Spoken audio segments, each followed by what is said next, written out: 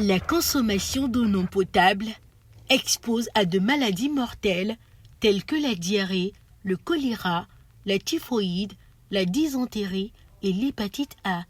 Une réalité vécue depuis de nombreuses années par la population du village de Ziriwa dans le département de Guibérois, région du Gao. Une situation déplorable qui a poussé tout le peuple de ce village à une forte mobilisation à travers une assemblée générale organisée ce samedi 20 septembre 2025 au baron de Yopougon-Selmay. Objectif, faire la synthèse des tournées de sensibilisation pour le projet Château d'eau Ziriwa. Cette réalisation, avec un coût global de 35 millions, représente un énorme défi pour les ressortissants de ce village. Pour l'opérateur, le projet est réalisable. Cependant, il faudra plus d'efforts en vue d'un édifice exploitable sur de longues périodes. Actuellement, le forage qui existe à Ziriwa peut largement couvrir aux besoins de la population de Ziriwa. Largement. Aussi, s'il y a dans l'avenir, parce que si la démographie elle est galopante à Ziriwa, nous serons obligés de faire encore notre forage qui va aussi qui va parer aussi à certaines éventualités comme l'agrandissement du village. Mais techniquement, nous pensons que le forage existant déjà peut largement alimenter le nouveau forage. L'eau qui est actuellement à Ziriwa est une eau de bonne qualité. Est une eau de bonne qualité. Mais toutefois, comme je dis toujours, vous savez, le forage de Ziriwa aussi, il est aussi vieillissant. Donc, à l'avenir, il faut penser aussi à le changer, à faire un nouveau forage, mais peut-être dans 5 ans ou bien dans 10 ans. Monsieur Théodore Galéa, président du comité de pilotage du projet, affirme qu'il est temps pour que ce peuple se lève et bâtisse. Il y a longtemps, il faut que les fils et filles des Ziriwa s'unissent lorsqu'il s'agit des Ziriwa. Nous avons de nombreux problèmes, difficultés même que nous traversons. Et quand nous comparons notre village aux villages voisins, aux autres villages, vraiment, ça fait pitié. Ça ne fait que nous éveiller, nous éveiller notre conscience pour qu'on puisse atteindre aussi à leur niveau respectif. Donc c'est pour cela que depuis un moment, nous nous battons pour sensibiliser les uns les autres, se pencher d'un temps soit peu au développement de notre village. Nous avons eu vraiment un cahier de route bien profilé. Aujourd'hui, il est question que nous ayons un château à hauteur de 35 millions. Un château digne d'un bon forage, parce que le forage initial, c'était un forage qui nous avait été prêté pratiquement et qui ne pourra pas répondre aux normes du village. Donc, nous avons suscité un autre forage qui s'élève à 12 millions, ce qui fait que la facture est montée de 20 millions à 35 millions aujourd'hui. Et avec cela, nous avons eu la satisfaction, nous avons eu l'assurance même surtout du promoteur que notre forage allait durer sur 50 ans.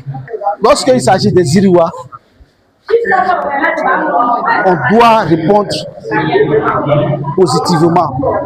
Parce que Ziriwa n'est pas un village, et n'importe quel village dans la sous-préfecture de Guibérois. Ziriwa est un village phare. Et donc ses fils et filles doivent suivre son développement. Il est bien de préciser que le coût de réalisation de ce projet initialement arrêté à 20 millions a été revu à la hausse lors de cette assemblée générale, soit un coût total de 35 millions à raison de la forte croissance de la population de Ziriwa, un montant qui ne semble avoir aucune influence sur l'élan de mobilisation à tous les niveaux. Monsieur Jérôme Koto, président de la jeunesse de Ziriwa, présent à cette AG, explique sa stratégie d'approche tout en appelant le peuple de Ziriwa à se réveiller. On a débattu réellement et je pense qu'on s'est compris dans le bon sens. Je sais que les choses vont aller de l'avant parce qu'on s'est déjà compris. Nous au village, à notre niveau, on a fait le recensement de toute la population. On a fixé les montants à payer et je pense que jusqu'en fin décembre, on va mettre tout en œuvre pour que ces montants-là soient payés. Je crois ici déjà ce qu'ils ont décidé aussi, ça me va droit au cœur. Donc je sais que les années à venir, enfin les mois à venir, les choses vont changer. Les travaux même de notre château. En ce qui nous concerne au village, nous on a décidé de donner au moins 10 millions. Nos 10 millions, je vous dis, jusqu'en fin décembre, je vous garantis que les 10 millions du village vont rentrer. Dans un premier temps, on a fait le recensement de toute la population des Iriwa. On a recensé les ménages, parce que c'est vrai, on a recensé toute la population, mais c'est les ménages qui doivent payer. Donc cet argent sera payé par ménage. Et je l'ai dit, on a recensé 426 ménages et on a fixé le montant pour chacun. On a fixé 25 000 francs. Et normalement, ça doit faire 10 millions 600. Une approche rejointe d'ailleurs par M. Richard Loukou, qui se dit également optimiste quant à la mobilisation dans le délai des fonds recommandés par l'opérateur. C'est une fierté. À partir d'aujourd'hui, je peux même dire que je ne suis pas loin du château de mon village. Parce que tout le monde est vraiment mobilisé. Tu as vu comment le débat a été vraiment houleux. Donc pour moi, il n'y a pas de crainte. Je suis vraiment convaincu. Parce qu'on n'a pas un problème de moyens, on a décidé de verser, de faire le recouvrement au plus tard le 31 décembre. En moins de 3 mois, on va faire vraiment le recouvrement. Et vraiment, c'est une fierté pour nous. Madame Guédé Rose, fille du village, leader de groupement féminin de ce village, se dit prête pour la mobilisation de toutes les filles du village. Je suis très heureuse parce que ce projet de château, vraiment, c'est une très bonne idée. Parce que vraiment, nos parents, il faut dire que les parents souffrent au village, ils n'ont pas de l'eau. Donc, j'adhère à ce projet.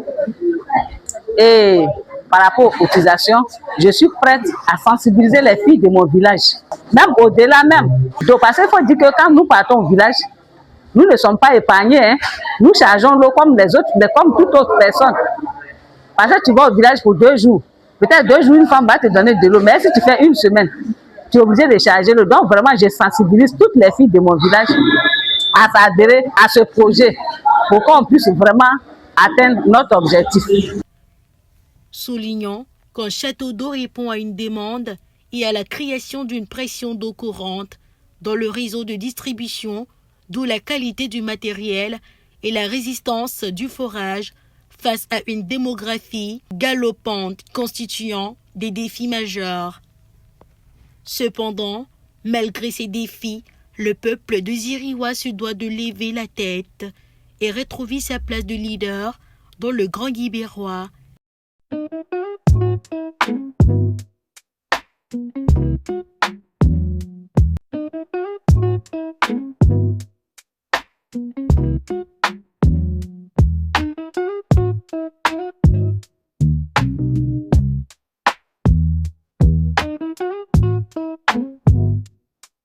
Thank you.